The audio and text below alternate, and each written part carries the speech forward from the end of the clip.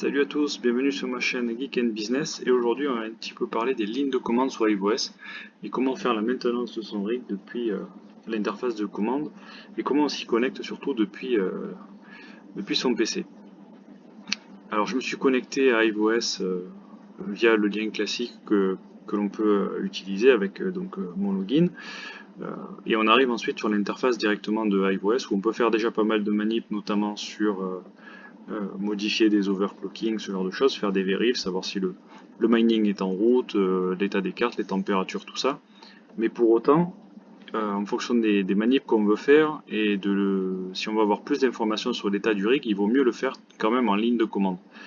Alors, comment s'y connecter? Ça, c'est la première étape.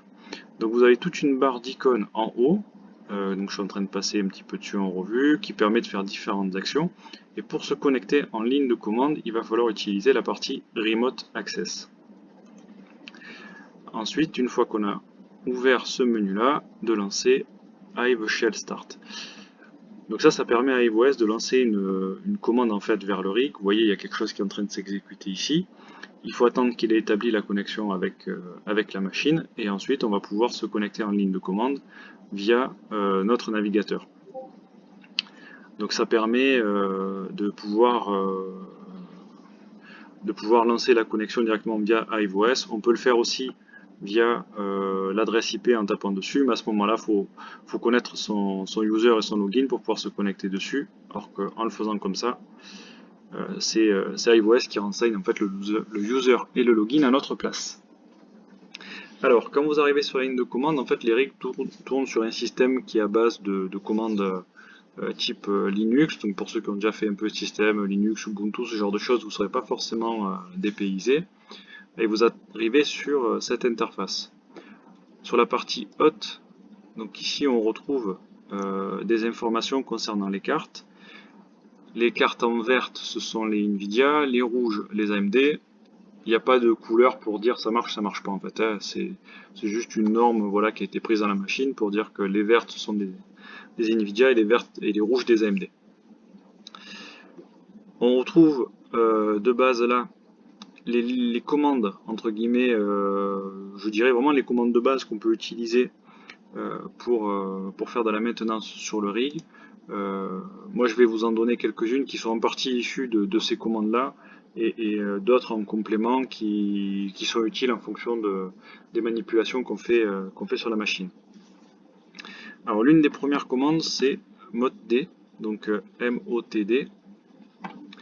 Lorsqu'on la tape, en fait, ça permet de retrouver les informations que l'on a lorsqu'on se connecte. C'est-à-dire que des fois, quand on se connecte à la machine, qu'on fait pas mal de manip, ensuite on est un peu perdu et on voudrait quand même voir l'état des cartes, si elles sont vues ou pas. Ben voilà, mode D, ça permet tout de suite de voir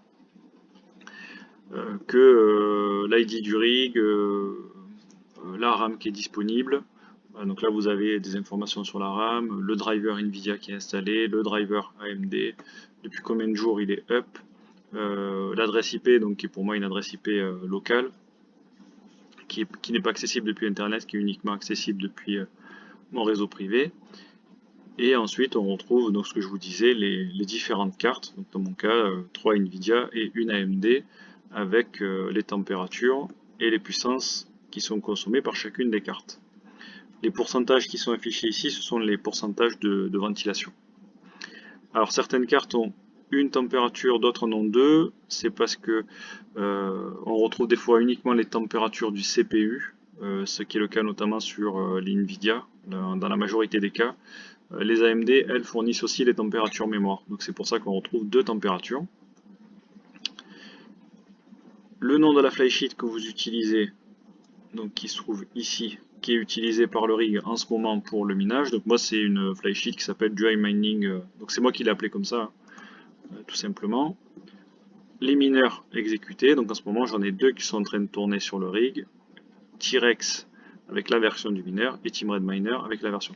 Donc déjà on voit que ça donne pas mal d'informations quand même sur le nombre de cartes qui sont installées, leur température, leur puissance consommée, les ventilateurs, le nom de la flysheet qui est utilisée, les mineurs utilisés ainsi que leur version. Avec les versions aussi de driver, donc on retrouve en fait déjà pas mal d'informations utiles avec cette commande mode D. Si on veut voir l'état du mineur qui est en cours, donc il suffit de taper mineur, on fait entrer, et on arrive donc sur l'interface de minage où s'exécute là l'un des mineurs. Donc en fait on voit que dans mon cas, il y a 3 cartes qui tournent sur ce mineur là, donc on voit les deux 1660 Super. Si vous regardez la partie blanche ici, on voit une première 1660 Super, une deuxième 1660 et une troisième carte, une RTX de la série 30. Toutefois, il y a 2 mineurs sur ce rig, donc là ça veut dire qu'on est en train de regarder l'un des deux. Donc c'est le mineur T-Rex qui est dédié pour les Nvidia. Si on veut voir ce qui se passe en fait sur le deuxième mineur qu'on voit apparaître ici en bas, marqué 2 Team Red Miner, il faut faire CTRL AA et ça permet tout simplement de switcher d'un mineur à l'autre. Donc là je suis sur le mineur de Team Red Miner et on voit donc qu'il est en train de tourner avec sur la partie haute des informations concernant le hash rate en cours sur les monnaies qui sont en train de miner. Donc là actuellement c'est une carte AMD sur laquelle je fais et de l'Ether et du thon. Donc en fait elle fait 2 monnaies en ce moment. Vous refaites CTRL AA, donc vous maintenez la touche CTRL, 2 fois 2 appuis sur la touche AA pour rebasculer vers l'autre mineur et avoir les informations. Donc, ça permet de switcher d'un mineur à l'autre. Lorsqu'on veut sortir de cet écran et revenir à l'interface de commande basique, CTRL AD et on revient à la première interface. Donc ça permet d'avoir des informations sur le mineur. Si toutefois vous voulez relancer le mineur, il suffit de taper mineur restart. Alors je ne vais pas le faire parce qu'il tourne depuis pas mal de jours, il est relativement stable, donc je vais le laisser tourner. Mais c'est cette commande là du coup pour redémarrer le mineur. Si vous voulez tout simplement l'arrêter, ça peut arriver des fois dans certains cas qu'on veuille arrêter uniquement le minage. Mineur stop, ça arrête le mineur, et mineur start, du coup ça le lance s'il est arrêté. Vous pouvez avoir également des informations sur les logs du minage. Vous pouvez faire un mineur log. Voilà, il va vous donner les dernières informations qu'il a enregistrées dans son fichier log. Donc là, dans mon cas, on voit que c'est la partie des Nvidia qui est concernée. Bon, j'utilise très peu cette commande, elle peut être utile dans certains cas, donc c'est pour ça que je vous l'ai donnée, mais personnellement, c'est pas une commande que j'utilise très souvent. Si toutefois vous avez besoin de faire un reboot de la machine en ligne de commande, alors ça peut être utile de savoir comment on fait, parce que ça peut arriver que dans l'interface iOS, lorsqu'on lui lance la commande de reboot, il ne le fasse pas, et les majorités des cas en fait où je me connecte en ligne de commande sur les rigs, c'est justement pour relancer la machine directement via cette interface, avant d'avoir une action physique directement pour le redémarrer. Donc ça permet en fait d'avoir une action, je dirais, intermédiaire. Alors il y a une commande qui s'appelle shutdown, qui permet de faire un arrêt de la machine. Si vous mettez -R now, tel que je l'ai écrit là, en fait ça permet de dire à la machine, je veux que tu t'arrêtes et que tu rebootes maintenant. Le -R permet de dire reboot. Si vous voulez tout simplement l'arrêter sans qu'elle reboote, il suffit de mettre le -H now, et là vous dites à la machine, je veux que tu t'arrêtes sans redémarrer. Donc il faut bien faire la différence entre le -R et le -H. Le -R elle redémarre, le -H elle redémarrera pas. Donc si toutefois vous faites un reboot à distance, que vous vous trompez sur l'argument, ben en fait vous arrêtez la machine sans avoir une possibilité de la redémarrer. Donc ça c'est pour les commandes pour arrêter et rebooter le rig entier.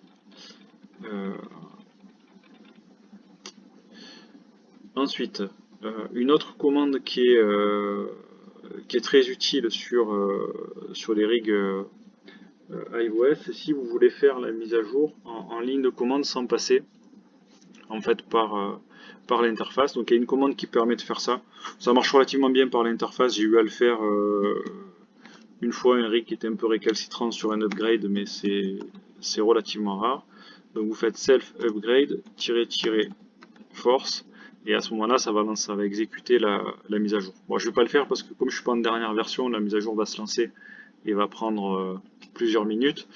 Donc pour la vidéo je ne vais pas le faire, mais du coup voilà, suffit de taper cette commande et vous avez ensuite l'intégralité de la mise à jour qui défile. C'est à dire que vous voyez tous les téléchargements qui sont en train d'être faits, les installations et éventuellement, si jamais il y avait une erreur, vous voyez à quel moment il y a une erreur dans la mise à jour. Ce qui peut être pratique si toutefois il y a une version que vous n'arrivez pas à installer sur votre rig, donc du coup d'avoir le petit message d'erreur qui peut aider.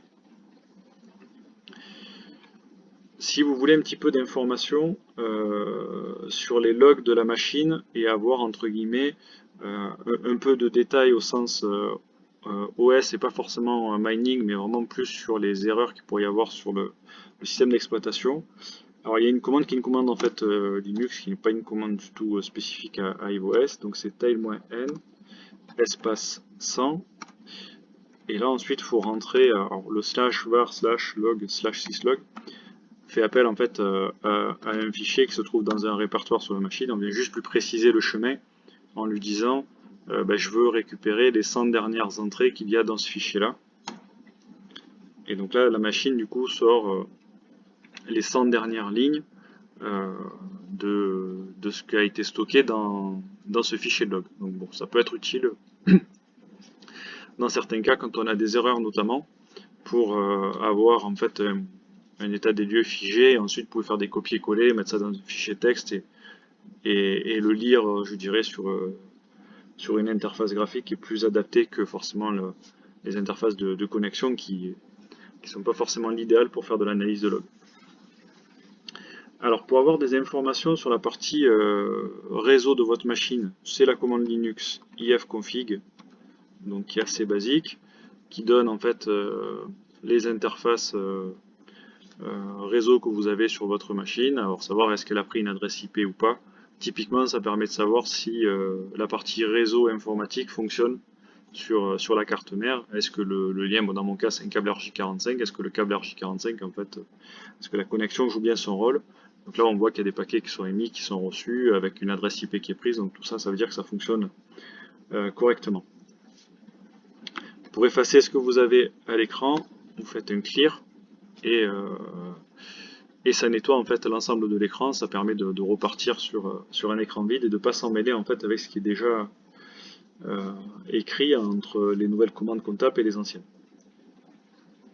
Alors pour avoir un peu plus d'informations sur uniquement les cartes AMD, donc vous vous rappelez quand on tape mode D, une des premières commandes que je vous ai montré, on retrouve quelques informations sur l'ensemble de notre rig avec toutes les cartes confondues. Maintenant si je veux des informations qui concernent uniquement les cartes AMD, il existe une commande qui s'appelle AMD info. Et donc là on voit que ça rentre un petit peu plus dans le détail, donc GPU 0, on retrouve la même ligne en fait que ce qui est noté globalement au début sur la commande mode D, mais ensuite on a un petit peu plus de détails avec le BIOS, le core clock, le memory clock, la température du corps, de la mémoire, enfin voilà.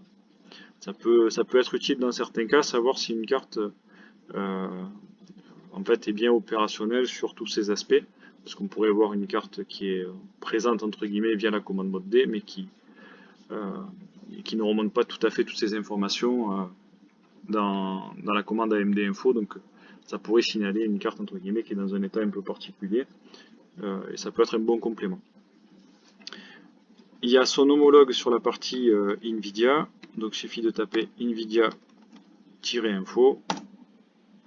et on a à peu près la même chose sur NVIDIA avec, vous voyez, ce que je vous disais tout à l'heure, c'est quand on tape plusieurs commandes, on a du mal à savoir où est le début de celle qu'on vient de taper, d'où l'intérêt de faire le clear juste avant. Et bon, là on voit bien c'est bien découpé GPU 0, GPU 1, GPU 2, avec des informations sur chaque carte, donc un petit peu plus détaillé que la commande mode D. Si vous souhaitez faire des mises à jour de drivers, alors notamment sur la partie NVIDIA où il y a plus de difficultés, il est possible de faire la mise à jour du driver en ligne de commande. Donc je vais vous montrer cette partie-là. Donc c'est NVIDIA, donc driver-update.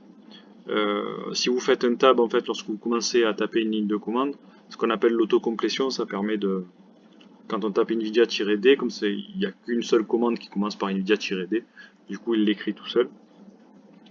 Donc si on lance cette commande, il fait ni plus ni moins que la mise à jour du driver en nous précisant aussi la version qui est qui est installé sur la machine. Normalement, si on rajoute "-list", si ma mémoire est bonne, on doit pouvoir choisir la version de driver, voilà, qu'on veut installer.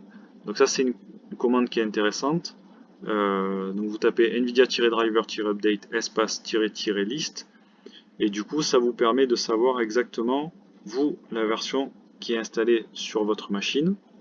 Donc moi actuellement c'est la 470.86, et on voit que il y a un dernier package qui existe. Donc tout en bas vous avez marqué download package avec des packages plus récents de driver, notamment le 495.46. Si je venais à taper dans enter the version to install 495.46, ben, il irait chercher la nouvelle version sur internet, l'installerait, la téléchargerait et ensuite ferait l'installation. Voilà quelques lignes sur utiles, je dirais, sur iOS, et plus particulièrement sur la partie ligne de commande. Ça peut être intéressant pour faire du debug et notamment pour les mises à jour. Voilà. Donc c'était quelque chose que je voulais partager avec vous. J'espère que ça vous sera utile. Je remettrai la synthèse des commandes dans la description. Et puis je vous dis à bientôt pour une nouvelle vidéo.